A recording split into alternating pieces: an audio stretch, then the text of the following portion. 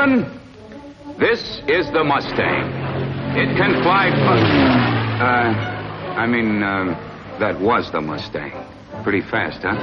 However, there are some nasty rumors floating around about this ship, and we might just as well admit they're true. Some pilots don't like the P-51. Here are the pilots. However, our pilots don't seem to agree with these gentlemen. Here's what they have to say. I peeled off away from that 109 like I was standing still. And when it comes to blasting enemy pillboxes... Yes, sir. She's the baby for low-level attack. Why, I was on top of that supply column before the Nazis knew I was coming. Gentlemen, that was the Mustang. Designed, built, and flown in 180 days. Ordered in 1940 because the British foresaw the day when the deliveries made by the Ju-88s to Coventry would be returned with interest. An escort fighter which could fly farther and faster in protecting our bombers, delivering those bundles from Britain. Gentlemen, that was the Mustang. But today, in order to accompany our new bombers deep into enemy territory, our fighters must fly farther still and higher. Out of this need arose... Well, Colonel, there she is, the P-51B. Looks like the old Mustang, doesn't she? Yes, much of the construction is exactly the same. But Mr. Dietz, using the same basic design as the P-51A, has built a ship that'll fight from 25,000 feet on up. That's the new engine, eh? That's the Rolls-Royce Merlin 61, built by Packard. It's a 12-cylinder job like the Allison and the P-51A. But it packs a military rating of 1,520 horsepower and a war emergency rating of 1,630 horsepower. And a two-stage supercharger. This two-stage blower and external fuel tanks mean it can serve as a high-altitude escort fighter for long-range bombers, besides doubling as a low-altitude fighter, dive, or low-level bomber. And with 150-gallon ferrying tanks under each wing, your pilots will be hopping the Atlantic pretty soon without too much trouble. And we're putting an 85-gallon tank in the fuselage, back of the pilot's seat. Now, these tanks, or the bombs, these are dummies, of course, go in these racks on each side, as you know. Without these racks, the plane has 15 miles per hour more top speed. But this ship is faster than the old model, even with the racks on. And we're swinging a four-bladed prop to absorb the extra power. It's a Hamilton hydromatic constant speed job with cuffs. Now, we're using the same laminar flow airfoil as before. That made the Mustang such a fast ship. And, this is a newly designed aileron that gives the ship an extremely fast rate of roll. We call it the sealed balance type. I have a diagram here that illustrates how this aileron works. Now, the normal aileron looks like this. When the aileron moves up into the airflow, air leaks through the space between the aileron and the wing. That's where a lot of the force applied to the stick is wasted. But our sealed balance aileron lessens to a great extent the force required, because the part of the airflow that formerly escaped can no longer do so. The cloth connection stops it. Therefore, this airflow, which formerly escaped, exerts a force down on the airtight cloth, which in turn enables the pilot to force the wing down with much less effort. You don't have to tell me why that's important in lining up those 450s there on a Messerschmitt or a Focke-Wulf. We have a pretty insulation on those guns. Let's take a look at them.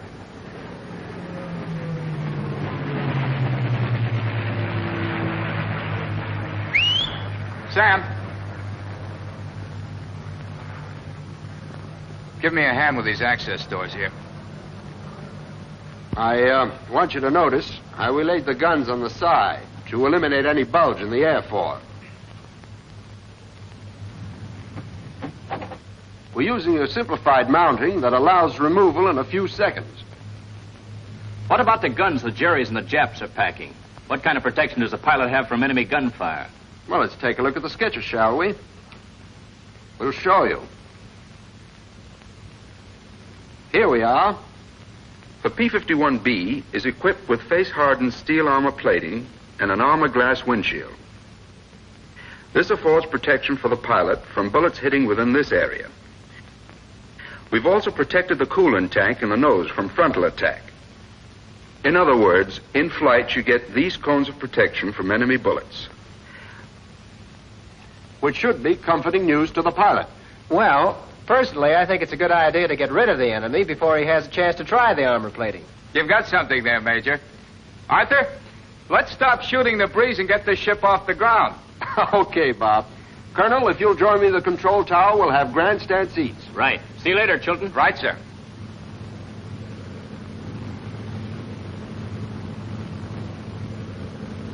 Bob will give a continuous radio report on everything he does in this plane which might deviate from normal pilot procedure, even if it's scratching his ear in the middle of a loop.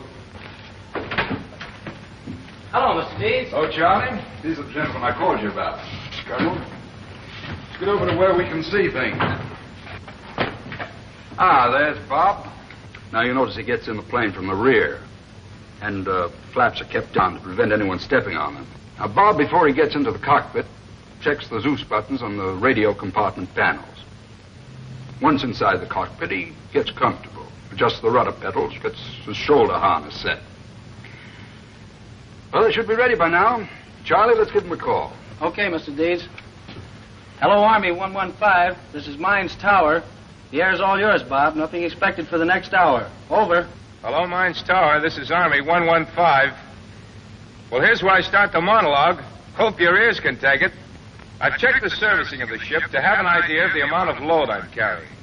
Rate of climb can vary as much as 500 feet a minute, depending on the load.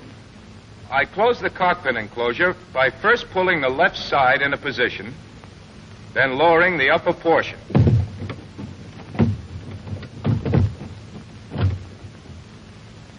And I make sure the enclosure handle is locked in place with a safety latch, and rear hatch and felt molding is checked. He checks to see that the warning pins in the right sliding track are down. Pins checked. Starting the regular before starting engine check. Oh, by the way, if you were going to make an engine run up on the ground, especially pulling more than 40 inches of manifold pressure, be sure that the tail of the P-51B is anchored securely, and that the flaps are kept up. You see, the weight of the new Rolls-Royce engine has moved the center of gravity forward. As a result, the slipstream from the prop is liable to force the tail up. During my regular check, I make sure that the emergency boost control is in automatic, as I'm only to use it in case of war emergency for not more than 5 minutes at a time. Making sure supercharger control in automatic and not in low. Coolant and oil switches checked in automatic. Fuel booster pump on normal. Finish check. Starting engine. Clear.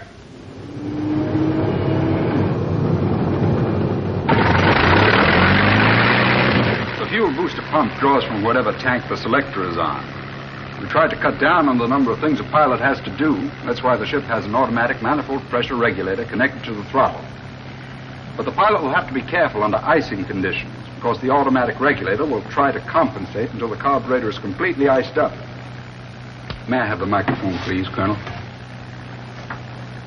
Are you ready, Bob? She's warmed up, ready for taxi. Here I go. The attitude of this ship makes ground visibility very poor. So S-ing is necessary even more than in most airplanes with a conventional type landing gear. In order to save the brakes, use the steerable tail wheel feature. If I hold the stick at neutral, or slightly aft of neutral, the tail wheel is steerable 6 degrees on each side. All I have to do is move the rudder pedal.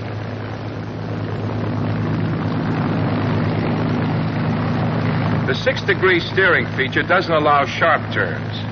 In order to make one, I simply push the stick forward as the tail wheel unlocks and becomes full swiveling.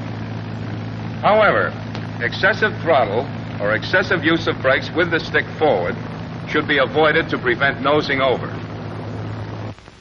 Making regular cockpit check. If in doubt, use the checklist. Every Army plane's got one. Flaps up.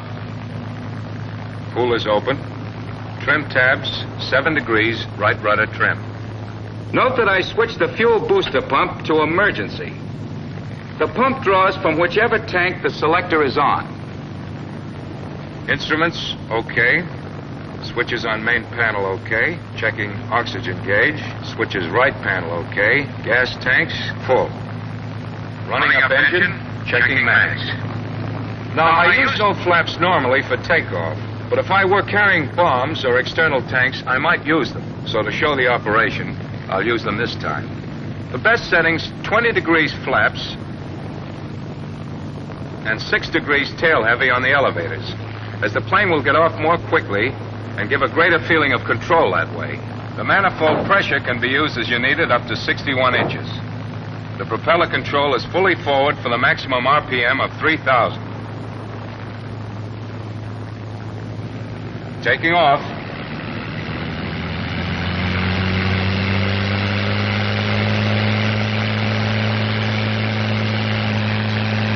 Keeping the tail on the ground and use of rudder trim, as I said before, counteracts normal torque action on takeoff.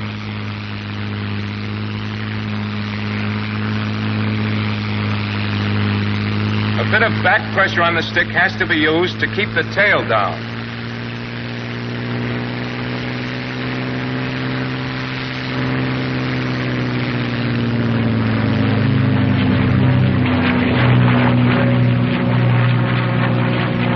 Landing gear up.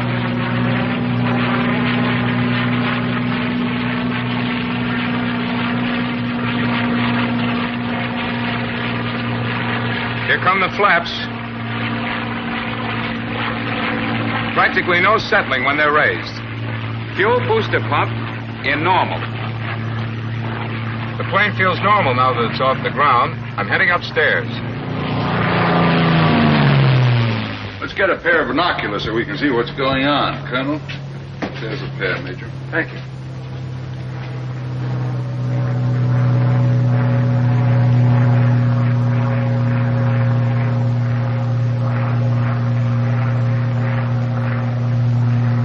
$20,000 feet. The supercharger just changed over in a high blower. A jump seems to occur in the engine, then the manifold pressure returns to its original setting.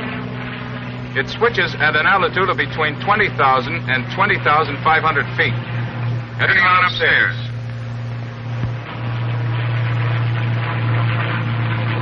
$25,000 feet. I've leveled off. Hello, Chilton. Hello? How is she on directional trim changes when speed and horsepower are varied? I'll throttle back and give it a whirl. The airplane is stable at all normal loadings, but the directional trim changes at low speeds as horsepower and speed is varied. However, the rudder tab corrects this effectively with only a slight adjustment, and it should be used as necessary. Normally, there is no trouble as the plane is naturally stable. That means the P-51B will remain at any altitude without adjusting the trim tabs. Less work for the pilot. Now I'm going to show her stalling characteristics. The stall is comparatively mild and occurs at approximately 95 miles per hour indicated with gear and flaps up.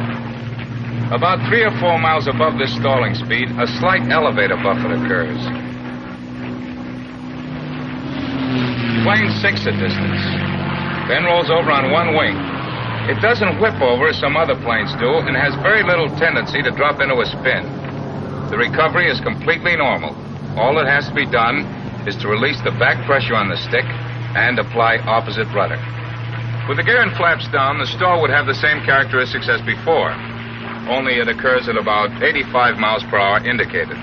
Naturally, with combat tanks or bombs making an extra load, the stalling speeds are higher. I'll run to an accelerated stall.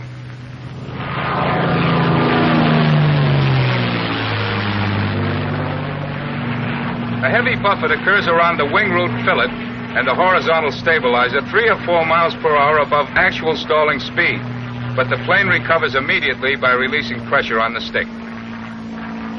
The accelerated stall has stronger warning characteristics than a normal stall. Hello, Bob. Show us a couple of dives. Okay, Colonel. Here she goes. Plane gains speed extremely fast in a dive. Tends to veer slightly to the right and continue in a dive without pulling itself out for quite a long time.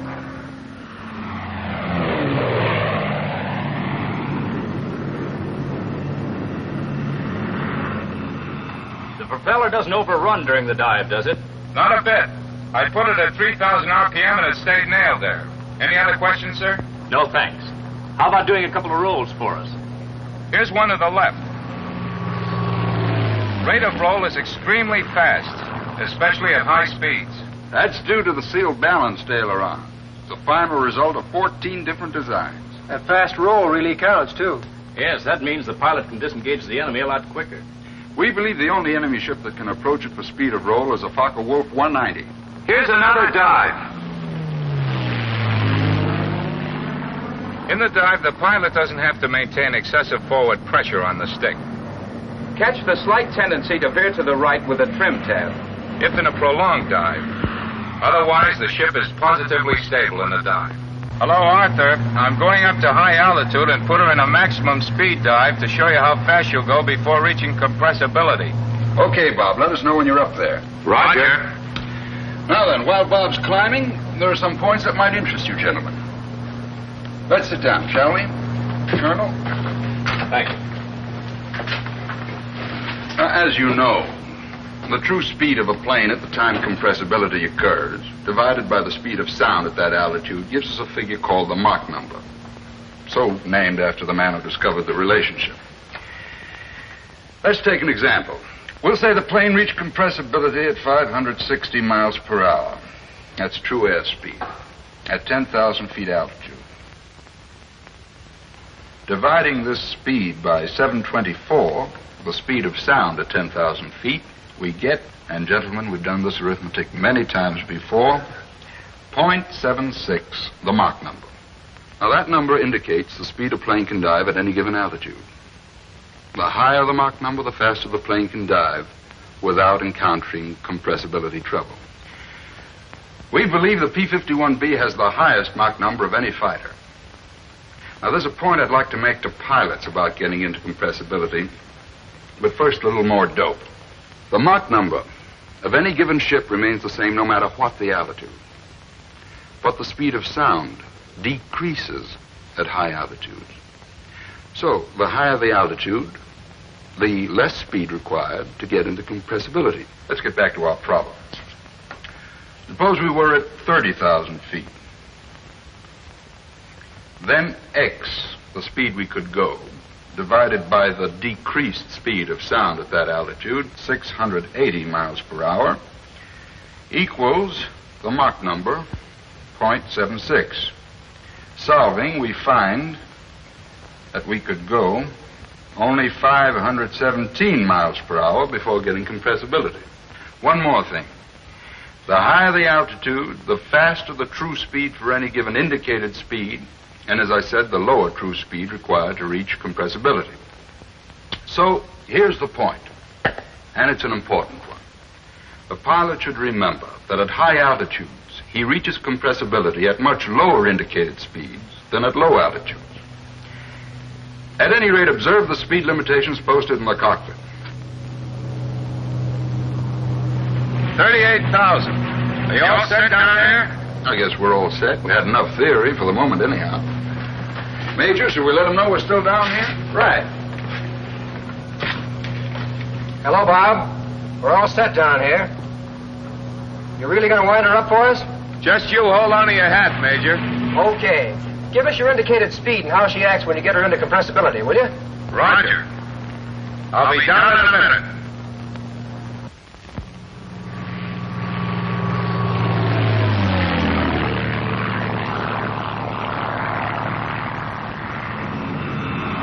$300, $350, $400, $440. Compressibility. Stick moving fore and aft. Slight elevator overbalance.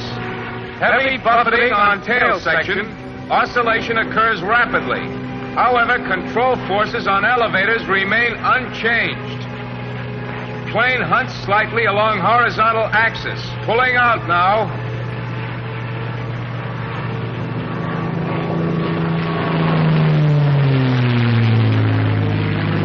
No difficulty, except buffeting continues until a lower speed has been reached.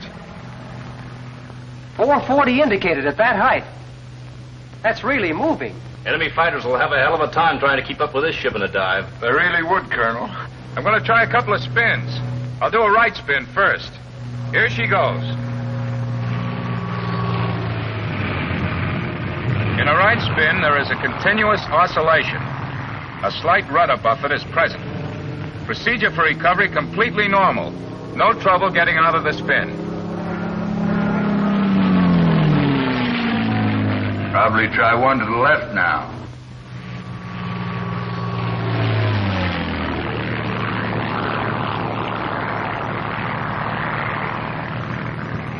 For 3 turns, an oscillation is present as in the right spin. Then the spin becomes stable. Recovery is the same. Full opposite rudder, then stick in neutral.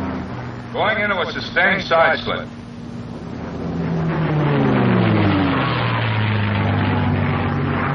Couldn't hold it. I'll do another.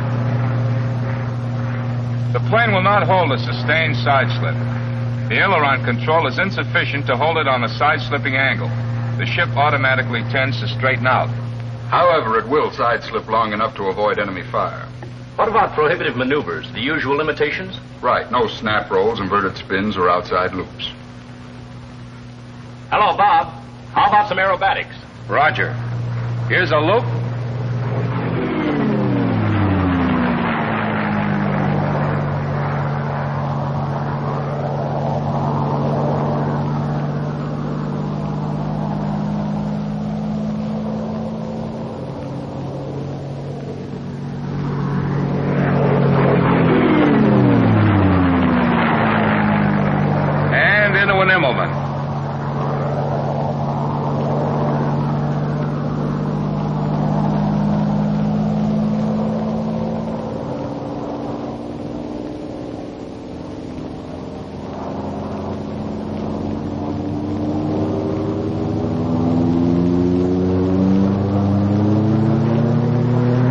Climbing roll.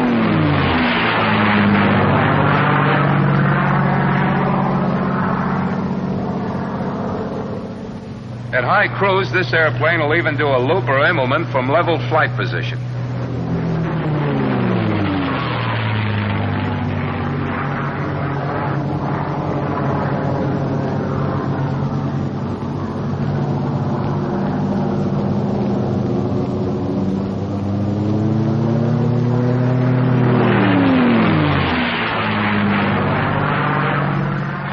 With the external fuel tanks or bombs installed, acrobatic maneuvers are prohibited.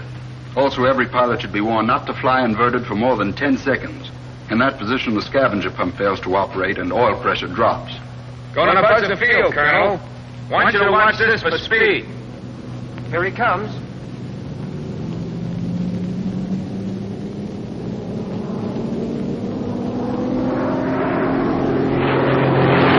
And watch this.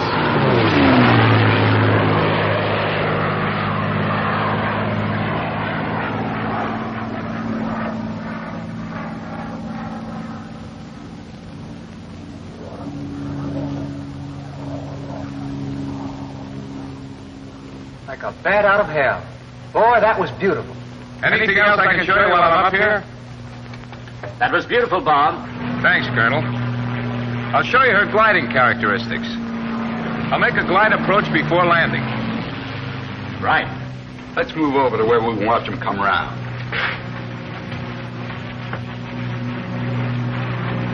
You show your power-off glide first. The ship is designed so it can glide any safe speed down to a margin of about 25% above stalling speed. With the gear and flaps up, the glide is fairly flat. The nose being high makes forward visibility poor.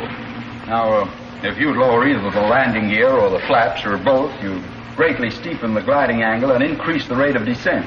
Hello, Mines Tower. This is Army 115. Request landing instructions. Over. Hello, Army 115. This is Mines Tower. You're clear to land, Bob. Use runway 25. Over. Roger. Out. Making normal pre-landing cockpit check. Checking that fuel selector in on fullest tanks. Propeller control at 2,500 RPM. This setting gives a margin to apply power in case of a bad landing and helps prevent the engine from over-revving. There's a tendency to do that due to the flat position of the blades and lack of the pitch control mechanism. Mixture control in auto-rich. Oil and coolant radiator scoops in automatic. Lower the landing gear only below 170 indicated by pushing landing gear handle in down position. Make sure it's securely snapped so vibration won't jiggle it up. Adjust power and trim to maintain 150 indicated. When the airplane has been brought into the wind for landing, the flap should be lowered fully. But be sure the indicated is below 165.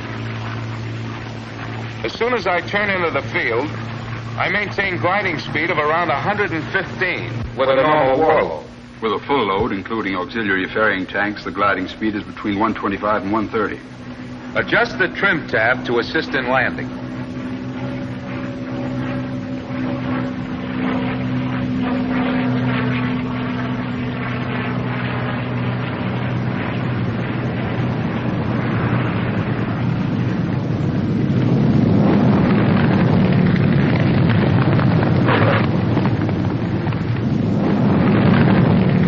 Beautiful landing. You can land just as well crosswind. The wide landing gear and the lockable tail wheel make it safe. But as you know, never use more than half flaps. Well, let's go down to the line and talk to Bob. Thank you.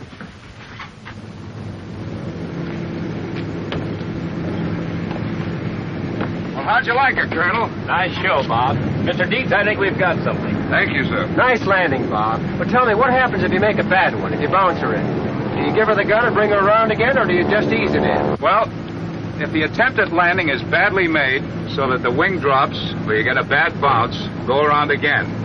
But don't slam the throttle open, because if you're too near stalling speed, engine torque will drive you right into the ground. You should ease the power on, get the nose down, and go around again.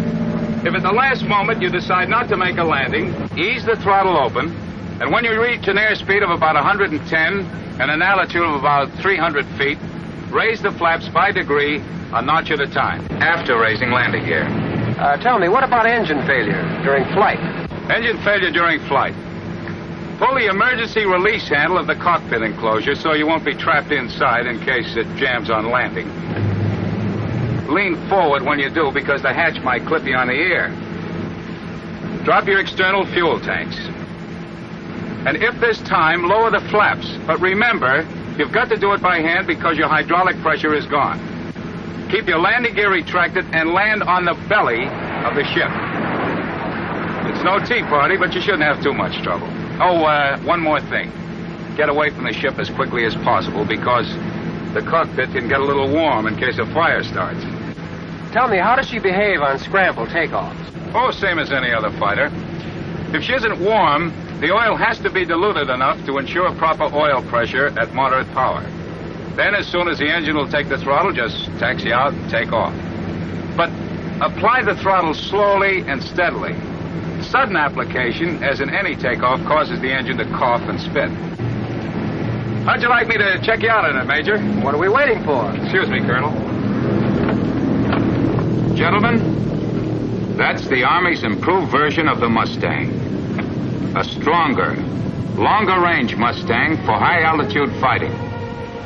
And today, thousands more are being made by workers on the production line for you on the fighting line.